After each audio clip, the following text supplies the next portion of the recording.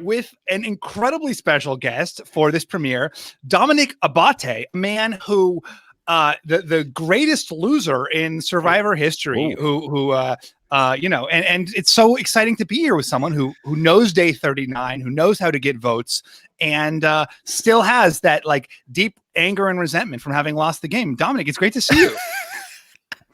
Yes, thank you, Steven. So happy to be here with you. How you doing, man? You doing? I just realized, we're both on this podcast. We both had that experience. We both are known to have been in good duo scenarios with another partner, right? This is a good thing. This is we have a lot in common. So I'm happy to be doing this right now. Well, I do think at the end of this podcast, and this is how we get them to listen to the whole thing. We tease something at the end. That we should discuss, whether it's better to lose by none of the votes or all of the votes. Yeah. But anyway, let's get into this crazy episode. The premieres are always so exciting because it's like you're meeting your new friends. I mean, like these people we're going to spend the next few months with. So I mean, big twist, obviously, with Island of the Idols. We'll get into all that. But the big news, obviously, the big story of tonight is did the Lero tribe goes to tribal council. Did they make the right choice to vote off Ronnie? Oh, that's a good question. That vote off took me by surprise, as I'm sure it did him. I really did not see him on the block at all. I did see some really aggressive play from him earlier in the episode, and I was like, ooh, that's not a good move he's doing right now. So there obviously was some conversation where I think enough people said they're getting maybe a bad vibe from the guy, and maybe he's not really leaving great things at camp, and maybe it would be okay. I don't know. I really think, though, I could see some of that aggressive poker style activity going on, and that definitely would have gotten on my nerves as well. But you're a poker player, right? I mean, this is like, was there like a poker misplay here? Yeah, just like a good poker player knows how to read their audience, and he didn't seem to be able to really do that. I mean, who was the Cagayan poker player? Garrett, yeah, he had a lot of that going for him too. Like, just like any good poker player knows how to read the room, knows how to read the table. You're not self-aware enough to realize you're coming off a little bit too aggressive. And this is coming from me, of all people, who is, notorious for sticking foot in mouth on day one. But I was surprised by how aggressive he was out of the gate. So I'm not shocked that he went home. I just was taken by surprise because there wasn't much discussion about it. Yeah, I'm going to say, like, you, of all people, are like, raise your hand on day one if you disagree with this guy's leadership. Yeah. Like, surely him going after Elaine on day one is not, so wild to you. Right. It seems like it. Right. I think his argument was a good one, but I don't think it was a popular decision. I think at first people nobody wants to say, oh no, that's a terrible idea. Everyone's going, sure. Elaine, you want to get rid of her? Fine, we'll do it. But I think once that kind of resonated inside people, they were like, you know what? We like her. She's good. This guy is the aggressive that we'd rather not have that negativity at camp. So it probably backfired on him from maybe getting a little bit too hot. Do you think that, like, so his whole argument for why they should get rid of Elaine is that she was too nice, that she was, and that, like, you would never want to sit next to her at the end because everyone liked her and she had this amazing story. So get rid of her now. Is there any validity in that strategy? Or, as Elaine was saying, is it like way too soon? Like, let's make today 27 before we start voting off random nice person. Yeah, I don't think that would be a good. Sorry about that. Let me just shut something down here so we don't have any sounds. I get the logic behind it, but it is definitely too early to just target someone because they're nice. I get it. At the end, you don't want to be sitting with them in the final three, but there's plenty of time for that. You don't need to make that person the target on day one. I think what probably would have happened in Ron's case, Ronnie, I think. Ronnie. I kind of had a similar situation for myself early in the game where I just felt like a few people were really jiving well and hitting it off. And I was not in those conversations. And I remember thinking to myself, if I can get rid of this person, that fun group breaks up. Yeah. And now I'm no longer on the outs, So the thought would always come in my mind early in the game, but I always knew it's too early. You're going to shake the boat way too early, especially with someone as popular as Elaine, who was just really keeping things fun at camp for everybody. So if you're Ronnie in this situation, like who do you target? Like who is like the correct person for Ronnie to target? Maybe it was Vince. I mean, ultimately they didn't actually target Elaine, right? Like they actually targeted Vince. Like maybe Vince is the right one. A lot of the times in the beginning, more than anyone, Steven, you don't really need a good reason, right? It's just you come up with anything to justify it, just to get the target off you. So you'll just, all right, you want to go with that? You saw the whole thing started with 3 of them going off in the woods, right? Who was it? It was Vince, Elaine, and Tom. Yeah, Tom. That's it. That's all you need. Oh, those 3 are not with us right now. We can have a group conversation. Let's make this our pact. That's what they did. But obviously they did that in the first hour of the game, and that never sticks. You know what I mean? You learn about people, you get to know about people, and now all of a sudden you change your mind a little bit. Do I want to do that? I really like this person. I don't know why I agreed in the first hour to anything, but you always do. You always say yes to everything. You're not going to be the person that says no. And I think it just backfired on Ronnie because I think he played it a little too aggressive too early. Do you think that Elaine saved herself? Like, do you think her coming to those people and saying, here's my story, I'm so passionate about this, I'll be heartbroken if it's me. Like, how much do you think that was really a part of the decision, and how much did that, not affect anything at all?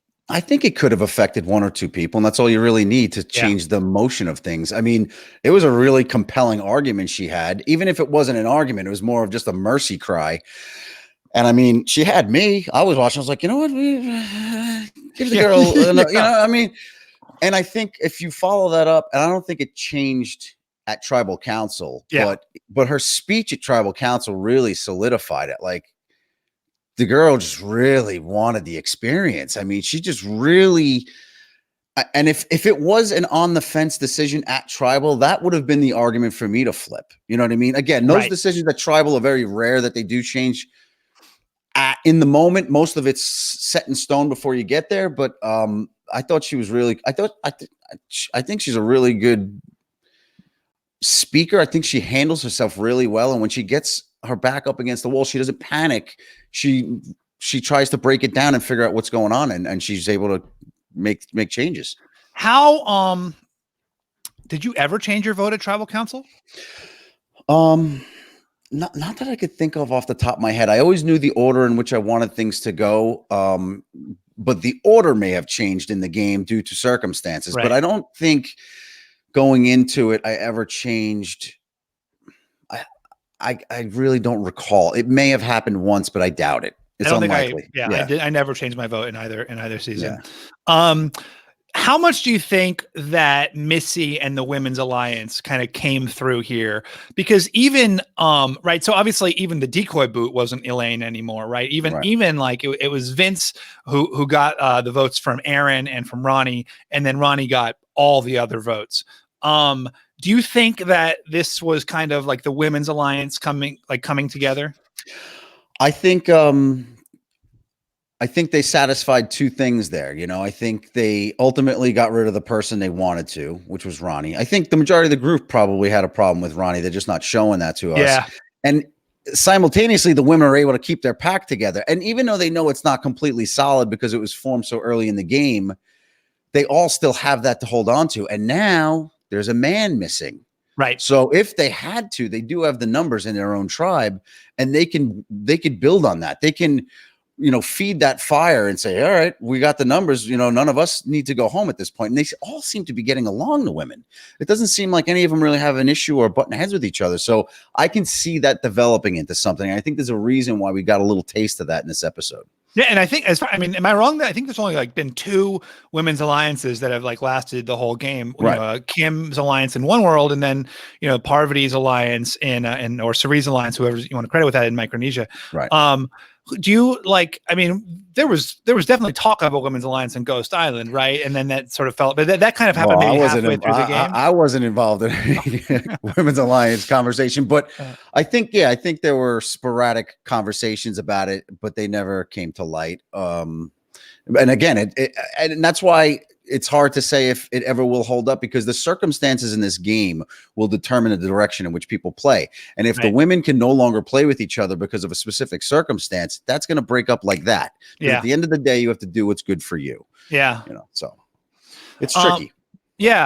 So, the other big, obviously, story of this season, this Island of the Idols season, is the Island of the Idols. So I don't even know how to approach it. There's so much to talk about with this. Like, overall, like, what did you think? Like, do you like this concept? Like, you've got these two mentors. Actually, let me take a step back. From the contestants' perspective, you saw them like, oh, Island of the Idols. Like, what does that mean? That means there's like a lot of idols out there. You were on Ghost Island. Yes. You guys, in your first few days out there, like, were you like, what the F is Ghost Island? There's some like creepy other place. Like, what were you guys speculating was happening? Everybody wanted to know what it meant. Yeah. And it's funny because who went tonight? Was it Elizabeth? Elizabeth went tonight, and she came back and made up a story. And I think a lot of people are like, why would she do that? It's going to bite her in the butt later. But I think that happened with us as well. A lot of people that would go there wouldn't come back with full intel and give us the whole story. And I think they wanted to keep it mysterious because they felt they had some type of advantage by not revealing everything that goes on there. I don't completely blame Elizabeth for doing that. It did remind, so many aspects of it reminded me of Ghost Island. And one of it, the only difference was, instead of, having a conversation with a past player and gaining knowledge and taking them on, we broke an urn and got to choose, but basically what Elizabeth described. It was the same concept for the most part. And you have to gamble. When you get there, you're gambling. And it's the same thing like what they did with Boston Rob and Sandra tonight. I thought it was be a little more corny than it was. It wasn't that bad for me. I didn't totally hate it, because that's a ringing endorsement. I didn't totally hate it. I didn't. And I say that because they didn't gift her with something like they said, look, we're going to teach you something. We're going to put you to the test. If you want to do it, great. If you don't, you can go home right now. That's fine. And I mean, I don't know what she was thinking, right? I mean, I say I don't know what she was thinking, but you're there to take shots. You're there to take risks. Sure, I'm going up against Boston Rob in fire making. Obviously, the odds are not in my favor, but what if she went home not trying, and then what if she decided not to make fire and then she regrets it, right, and ends up losing the game and thinks about that the rest of her life? Why didn't I take that shot? The one thing we learn about this game season after season is go for it, swing that bat, take chances. I mean, obviously the odds are not in her favor, but I commend her for trying. But I like that she went home with nothing. That's the price you pay when you gamble. You get, you go home empty-handed. I was trying to draw the parallel, Dom, between you not making fire and going home with nothing. Yeah. This is, Well, anyway, trust me, it's just sitting in my subconscious, Stephen, believe me. I actually thought that Boston Rob was going to take a dive. I thought like, no way he's going to go all out. And maybe she was thinking the same thing too, right? Like, they're not really going to like blow me out of the water here. Well, first of all, they really should have had her go up against Sandra. I think that would have made it a little more even. No offense, Sandra, but I'm guessing you're not as quick at fire making as Boston Rob. And the other thing is, she should have had some type of handicap, like give her a 10-second start, or give her, I mean, it just wasn't fair. There was no way. And I'm curious if they're gonna keep it that imbalance moving forward with the things that they learn from these guys. And then when you have to compete against them, I mean, there's just no match. There's no match for someone who's played the game 130 hours, 130 days, like Boston Rob and Sandra. And then someone that's their third day on the island, and you're afraid of your own shadow still. It's just, there's no comparison. So I'd like to see them give some kind of handicap advantage in that to win an advantage. And it's too much, but something has to give though, because they're never going to beat them in anything. I did really like that like Boston Rob was like, this was so stupid. Like, why would you choose to do that? What a terrible decision. Because sometimes I feel like Survivor kind of like celebrates big moves for their own sake. And it's like, who cares what the results were? Like, you made a big move, like you win a prize. And like, just the fact that it was like, no, this was such a dumb, big move to make. Like agreed. Like, I like that's the other thing I love about them. And we could talk about it too at Tribal Council. I love the commentary. that they give. You know what I mean? It's like they're like the viewer. They're like, and they're not holding back. They're not like sugarcoating it. They're dishing it out, and that's what I like, because I think they're going to say a lot of things that the audience is thinking, and I think when you hear it come out of their mouth, we're going to get a sense of appreciation that someone said it. You know, things that we wish Jeff would say, but he can't because he has to stay tight-lipped. Yeah. Now we have people in the game that can comment on specific plays, and it's good that someone's saying it, you know, on the screen. It's good to hear. I agree with you overall that it was not as like corny as I thought. Like when I saw those like heads, I'm like, oh, come on, guys. Like this is a little bit like, but then it actually, like, the idea of it is pretty interesting. Like what can these people, you know, teach these contestants, and like, does that actually affect their game at all? It's like a kind of interesting idea. I mean, like thought experiment almost. And like the fire thing, like that's not that useful, but it's the first I mean, you know, I guess if it's the first episode, like who knows how that will play out in the future. I mean, I guess the only thing that I'm always hesitant about is just like the pure airtime of it all, where like this is such a great cast, and like getting to see these people play against each other is so fun that, like, you know, can Elizabeth beat Boston Rob in a fire making was less interesting to me than just seeing like the dynamics between Tom and Vince and Elaine. But that said, you know, I agree with you. Like there's something interesting there. And like, you know, it's fun to see Boston Rob and Sandra back. And, you know, maybe it'll be cool in the future too. Like, yeah, but also if you think about, like, if you compare it to Ghost Island, where like we had to sit there and watch someone alone break an urn and then have a conversation with themselves, contemplating what to do. And it's like, all right, we're missing out on all the good stuff. At least here you have someone interacting, right? And you're getting a new player in that interaction, even if it is with an old player. At least you're learning about those players. And I believe that as the game goes on and the players get their footing and they get a little deeper in and they build their own experience. Yeah. When they do go to the Island of Idols, the challenge that, or basically the things that they offer up to Rob and Sandra, it won't be so basic. It won't be, we don't know how to make fire. But like, look, I'm in a situation. I have this going on right now, and I don't know how to get out of it. That's where I want to see it go to. I want to see them get people out of pickle jars. You know what I mean? And really show the true essence of what it should be. Yeah, totally. The build could be really cool. Like like the first one, it's like fire, like this essential Survivor skill. And then like by the seventh one, it's like, how do I get, like, how do I split the votes 14 ways? Right. And I thought it was really cool too, that Rob, you know, said the thing about like, hey, she shouldn't have taken my first offer. She should have seen if I had anything in the back pocket. And who the hell knew he would have? You know, I would have. That's like me saying, all right, Jeff, snuff my torch. Is there something else waiting for me? You just don't know. You know what I mean? You're going to fight till the end. And again, I think it's true that like you have to know that there's a little bit of fluidity to the game itself. Yes. And I think if Rob can teach like that to the players, like there's so much, like, you know, don't just take whatever Jeff says, you know, like there's room to like kind of push the boundaries a little bit of the rules. Not of the rules, but of the game. And in addition to the fire stuff, it seems like they were also giving them some good, you know, quick basic pointers, you know, just how to get built in with the group and stuff like that. So it seems like you're really getting a good amount of time to pick their brains. Obviously, we're not going to see all of it, right? So I'm sure they're still going back. You know, Elizabeth's going back with more experience than just how to make a fire. She's going back with some other tutorial she learned from them in that process as well. So I like to see if it really, you know, sticks though, you know, because people just end up going off the rails on their own anyway. So let's talk about Elizabeth going back, because, you know, you kind of alluded to this earlier. I thought she made a terrible choice. I thought Elizabeth going back and saying this obvious lie. Well, first of all, like, you know, it's an almost unwinnable situation, right? And I'm really curious to hear about how it worked on Go Sound, because from my perspective, it's like, and I had this kind of when I wanted an advantage. It's like there's nothing you can say that people are going to believe. Like everyone will always think you have some like magical superpower, and it will always be a reason to target you.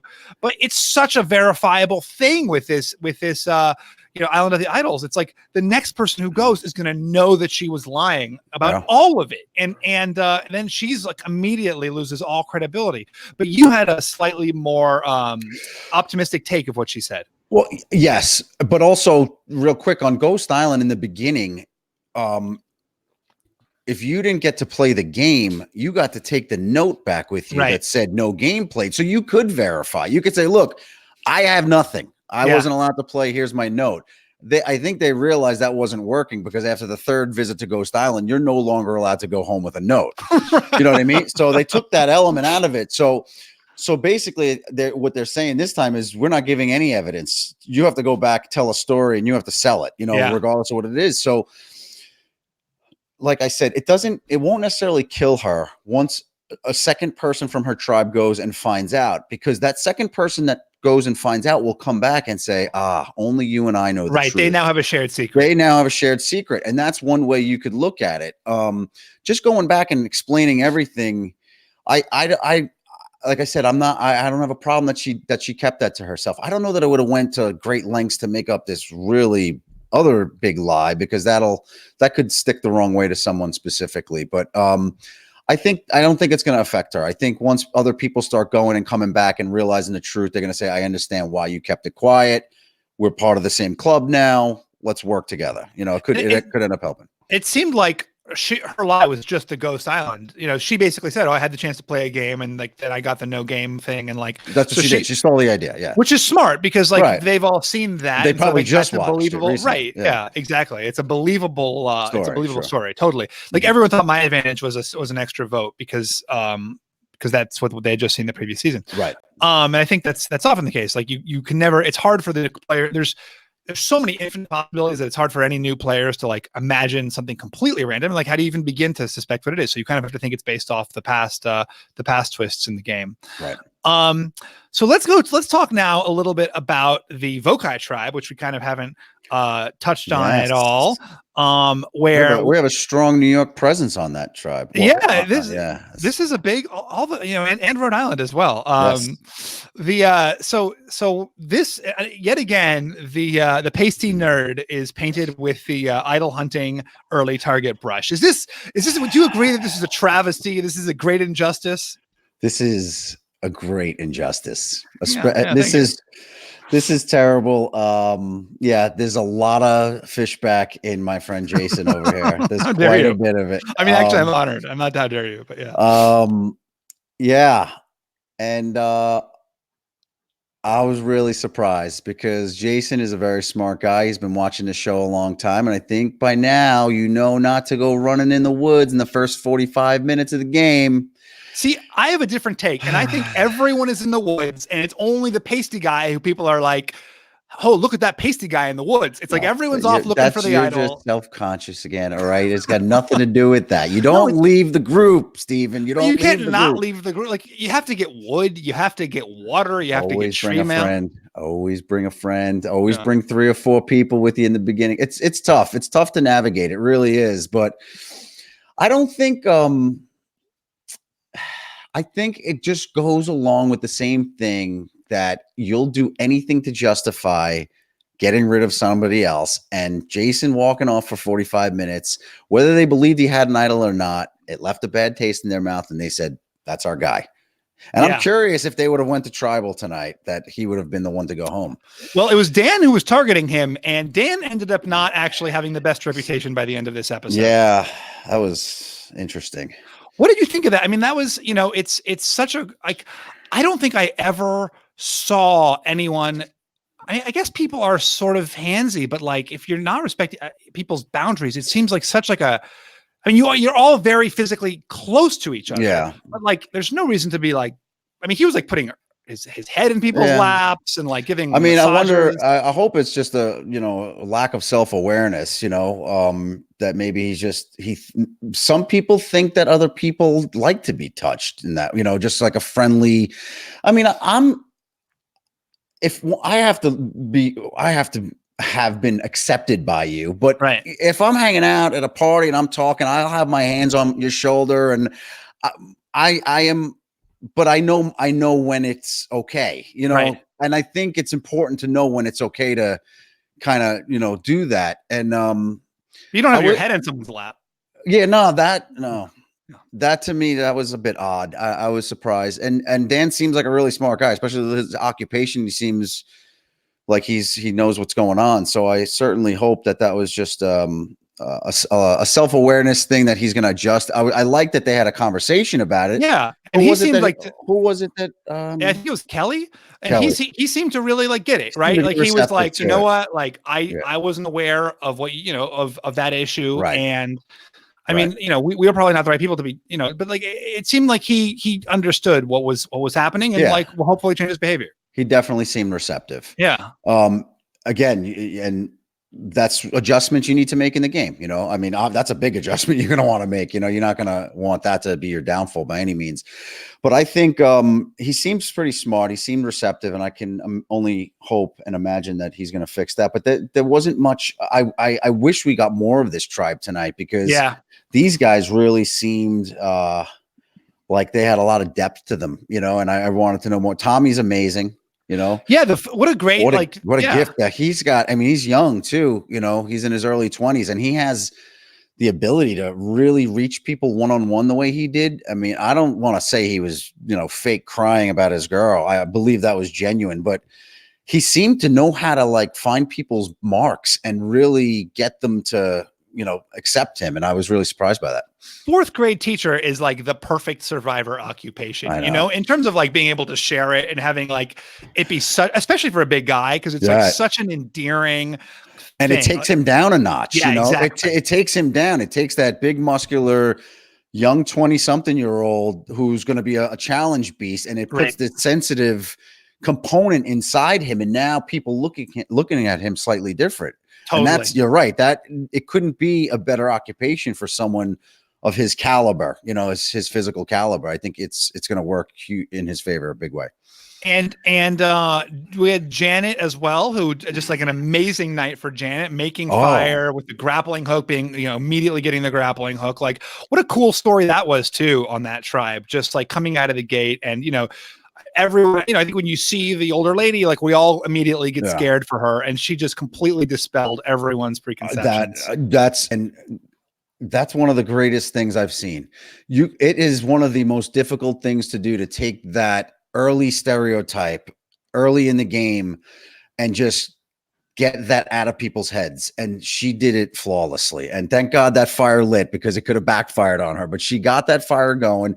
She hooked that grappling hook. First shot. Forget it. The old thing with her is no longer a concern. Now she just needs to play a game, and she doesn't have to worry about that anymore. Even Dan, when he was turning the tables on Jason, that was another component of an old person trying to say, yes. I'm not the outcast here. Somebody else is. You know what I mean? So I commend both older players on really flipping the script and getting that stereotypical, thing that people always just assume the old people are not going to last and they're not easy to get along with. And that's gone for both of them. I think they're out of the woods. And Tom was not. I mean, Tom seemed on the Lero tribe. Didn't seem to. I mean, obviously he's just a beast. Like you're not. Gonna, but like none of the older players seem to really have any trouble at all. It didn't seem that way. It didn't seem that way. I'd say the only issue with Tom that struck me out, I heard during his confessional, maybe, was how he's honorable and and plays hard. I'm like, that's great in life, but that doesn't always work in the game of Survivor. Like we've seen it time and time again. So I'm curious if that's going to bite him later in the game. But you're right. I didn't see any issue with any of the older people having an issue because of their age. And what about what did you think of Nora's decision to go immediately tell Jason that he was a target? Like it was a funny reason too. It was because that he reminded her of an ex-boyfriend who was a trustworthy guy. Yeah. What did you think of that? It's risky, because if you get caught feeding him intel, you're right in that bag with him, but if she had the ability to do it, under the radar without anyone hearing, it's a great move, because you're just creating a great one-on-one relationship with someone that, if they could squeak by the first few days, that person could end up being an asset to you later in the game. So I like it, as long as she didn't get caught doing it and kept the risk of it low. Well, that's the danger. It's like, then, if Jason is squirrely and then he's, goes to Tommy and is like, yeah, Nora was telling me that my name is coming up. Like, especially the paranoid players, because for even myself earlier in the game, when Wendell said Sebastian's throwing your name out there. I remember like I wanted to react to it immediately. And I said, you know what, keep my cool. So it seems that Jason's not going to bury her. It seems that he's going to keep that as intel, and he doesn't really have to worry about it right now because they want immunity. Yeah. And that helps a lot because that gives you 3 more days to kind of change everyone's mind and get yourself back, to where you want to be. And yeah, pretty much to just explain yourself. Look, I wasn't doing what you guys thought I was, and calm yourselves. I'm not that crazy guy that's going to be out looking all day. Well, so before we get into questions, were there anything else that sort of leapt out to you? Any other big moments or big players, things that happened that you thought were notable? Yeah, just really, I like the commentary in the booth from Rob and Sandra. I thought that was really fun to watch during Tribal Council. I think really everything we talked about is pretty much on my notes. Yeah.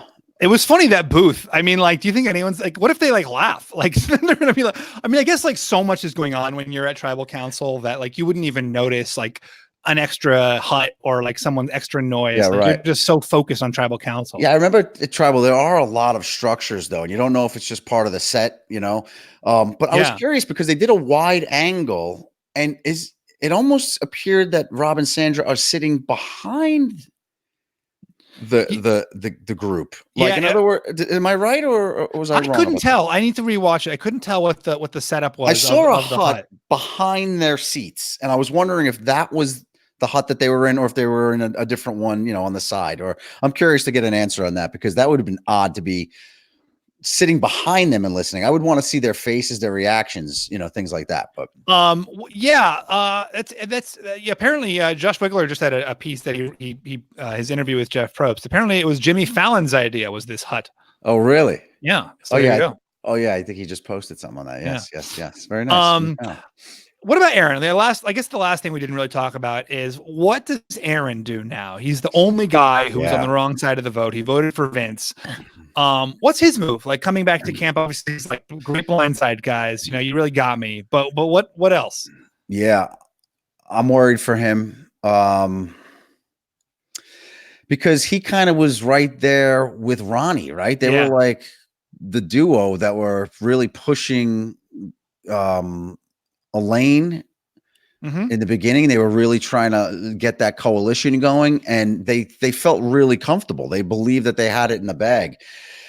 So now Aaron got blindsided, and he has to figure out what he's going to do. And I mean, if he can keep his cool and not blow up on everyone when he goes back to camp, he has a shot.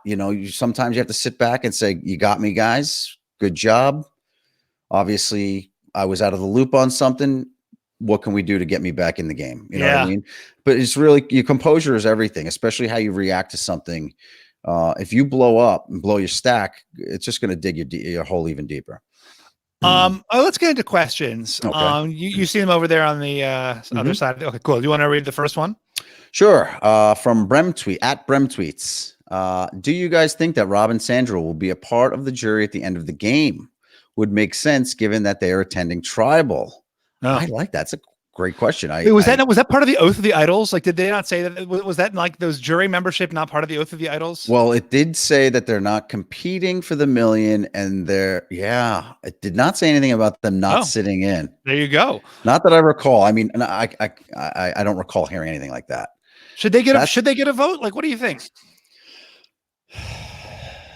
That's interesting. I don't. I feel like it, like, I like them as advisors. I don't want to see them vote. It's like unfair. They're only gonna, like, they've only met, hell have only met a certain number of the people by then. They'll have a vested interest. They're already affecting the course of the game so much. Like, I say, like, let the jury, like, let the players vote. Let's cut the cord there. Let them give their advice. Let them do those things, but don't let them be a decision maker at the end. Yeah, I think that's the right way to go with that. I'll be shot, but now that's going to sit in my brain the whole week, and I'm going to wonder if that's what's going to happen. But when I first heard about it, I was like, oh, they're definitely going to enter the game. And because like their Big Brother did this twist back in the day in the season that Ian won, and the one season I watched, which is why I can cite it so authoritatively, is that they had like 4 mentors, and then the 4 mentors all had the chance to get back in the game, and of course they did. And then, wow. you know, but you know, apparently, according to the oath of the idols, in which, you know, it's a sacred oath, that's not going to happen. Yeah, right. We can't burn that. Right. Yeah. It's got to stay that way.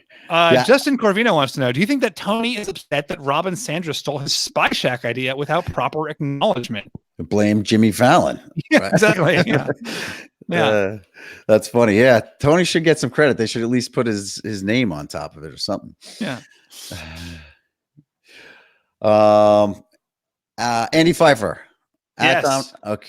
At Dominic and Steven. Do you think the way Island of Idols was set up played a part in Elizabeth's dumb decision to accept Boston Rob's challenge? As in, if the fire stations weren't right there, and she had more time to think about it, she would have asked for a head start. Yeah, a handicap, right? Yeah, right. Give her a handicap. You can't. I think she was really put on the spot. Like, I think she really didn't genuinely want to do it. I think she was like, yeah. I feel like I'm being heated to say yes to do this right totally. now. Like, they're all looking at her. The fire Right. stations are right there. There's like cameras in her face. Also, again, this could have some effect. I remember when Kellen didn't gamble and play the game at Ghost, and I remember everyone being like, "How do you not play?" Yeah. You know? Yeah. And maybe she was affected by that and said, if I ever go out there, I'll never not do something. I'll not try it. So, yeah. But I think if they didn't put her on the spot right there and say, are you ready to do this? And you gave her like an hour to think about it, maybe she would have been like, you know what? It doesn't make sense for me. I might need my vote tonight. I also really do think, like what you were saying sort of before, like that at the start of the game, you're just kind of like taking the game as it's coming to you. You know, it's like, oh, this is the thing and it's A or B. And like, right. There's so much like new stuff when you step onto the beach on Survivor, and you're like, you kind of think you have to play within the lines very rigidly before you realize like, oh, like they're giving me like places where I can push and like things I can do. And like, they want people. They're allowing me to push it. Exactly. And maybe she feels like she was supposed to say yes to that. Right. You know what I mean? Like, oh, they have me here. And I'm supposed to say, especially as the first person to go there. How do you be the first person to go to Island of Idols and then be like, yeah, no, I'm not in the mood today.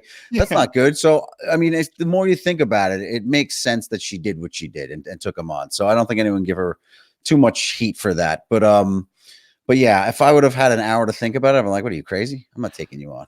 I know. I mean, like, I would never take, I mean, I guess you're like hoping for a miracle. I really think I would have done it, like thinking that he would kind of like give me a wink and like knock over his stack or something.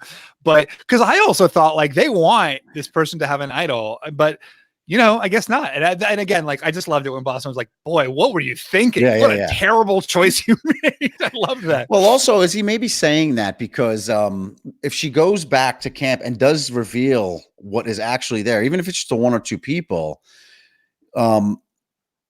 maybe they want to stress that it really is a gamble, and by Boston Rob saying, look, you're going to take us on, you will fail and you will pay consequences for it. So maybe that's just setting the stage and saying, look, this is what we're doing here. We're not going to hand you stuff if you come here. So I think it was important that he kind of drilled that into her after she lost. That's a great point. And I think, one of the early criticisms beforehand about the Idols, and it was somewhat, also it's been a criticism of the show consistently is like, oh my God, just like more stuff is being, thrown into the game. And like, I think you're right. Like, you can't just hand it over. And maybe that's like the show kind of taking a step back from that and being like, we're not just giving out prizes. Like, the Island of the Idols is about advice. It's about insight. It's about wisdom. And you can win something, but it's going to be actually hard. It's not going to be like, smash and earn and like get a magic stick. Right. I think that's really cool. Like, and we kind of talked about that. We kind of like talked about this a little bit back then during Ghost Island, the idea that like, if it was actually a difficult challenge, like maybe it would feel like someone earned it. Right. And that's kind of what this is. Like, you have to earn it. Yeah. Right. Instead of just picking eeny, meeny, miny, mo. Oh, I got the right one. I didn't. I think we talked about that. Right. Let there be a challenge of some kind so that you earn it. Exactly. This is not quite what we had in mind, right? To try to beat Boston Rob in fire making. But so what? It's cool. You get to bring some history back in the game by bringing some old players in, mixing them in with new players. slowly starting to dig this idea a little bit more. I really I am, think because there's legs. I Yeah. think there's something that could happen later down the road, 7 or 8 episodes from now. I think they're right. In other words, I don't think it's just going to, like, the whole thing was pointless. I like to see that there's someone's going to get some serious advice that's actually going to change something in the game. And that's what I'm here for. I feel so bad for Rob and Sandra. Like, that has to be so boring to just be out there with each other. Like, no challenges, no tribal council. You just wait. Like, the only thing that happens is like someone every 3 days comes and visits you. I would lose my mind. I'd like to think they have magazines and things. I hope they have magazines. I'm sure they're not suffering like everyone else. I'm sure they have some stuff out there, but yeah, it's brutal. It's brutal even when you're with people. It's brutal, the downtime, even though, think about what we do, right? We have a challenge one day and then you might have a day off, but at least the next day there's something coming up. And even with all that and all the strategizing and all the work you have to do at keeping camp, there's so much downtime. And you're just like, how, what day is it? Why is it only day, Yeah. So for them to be sitting out there, I really gotta think that they brought some toys with them to keep them keep them busy, because they got to be going out of their minds. Sure. Yeah. Maybe they'll carve a chess set or something. Yeah, something. All right. Jack Brinkley wants to know, so the fair assessment now to say that poker players can't play Survivor? Yeah, I guess. I mean, anyone that claims their occupation as a professional poker player, right? Like I said, we got Garrett, didn't make it too far. This Ronnie and Jean Robert, right? He was a professional poker player. He went pretty far. He did the best. I mean, obviously, Boston Rob himself is a professional poker player. But he became a poker player after Survivor. So and Anna Kate is the other notable professional poker player. Right. Survivor. Right. I don't claim to be a professional poker player. Yeah. All right. Christian Esparza wants to know, so with Boston Rob and Sandra sitting in their tribal spy shack, could it mean they get a jury vote in the end? We don't think so. We're gonna stay and say hopefully not. Yeah. I want to take this next one. Oh, this is funny. From Derek Unthank. Is that how we say it? Okay, yeah. Unthank. Who's had more jobs, Ronnie Barda or Debbie Debbie Warner? Yeah. Good question. Right. Yeah. He named about a dozen things he's done at Tribal tonight, right? That was funny. That was when I first thought he was going, because it was like this like emotional story from Elaine, and then like suddenly it's like Ronnie's like, and here's everything I've done, and then I was a poker player, and I drove a cab, and I traded meat on the dock, so like whatever it was just like. And the funny thing was, like, I don't even think there was any music. It just kind of like the music stopped. Silent. Yeah. That was odd. I was thinking that too. I was like, why is there no music? But you know what it is for me as a viewer? I love that they got me again, right? Threw me completely for a whirlwind. But as someone who's played the game, and I know that sometimes Tribal Council may not have so much substance. When I was watching tonight, I thought they only got into all of his occupations because it was just providing some material for the end of the episode. In other words, letting us learn a little bit more about this guy as his game continues, because there wasn't maybe enough meat for Tribal Council in that part of the episode. But that wasn't the case. There was obviously plenty of meat, and they just wanted to really throw you off your game as a viewer. Yeah. And they did it great. And after all these years of me watching, they still, all of us, right? We've all been watching this show 20 years, and they still get us no matter what we think. And that's what's the beauty of it. Yeah, it's great. It's great. So before we conclude, what's better, Dom? What's worse? Is it better to lose by 1 vote, or is it better? I'm sorry, no votes. You lost by no votes, or is it better to lose by all the votes? Well, I think losing by all the votes will give me self-esteem issues. Yeah. Losing by 1 vote just torments you. Yeah, that's the thing. You were so close. If you had just treated one person slightly differently, crazy. It's true. Like, I mean, as much as like I have like my like what ifs and how I almost did this differently and how you could not have been closer. I mean, it's just like, I can't imagine how maddening that must be. Like one answer, slightly differently. Especially to hear that a lot of, few of the decisions changed at Tribal. You know what I mean? Even for the viewer who watched as we approached the end of the game, people weren't sure which. And that's how it was for the jury for us. So our conversation actually changed people's minds, and I just left off on the wrong note.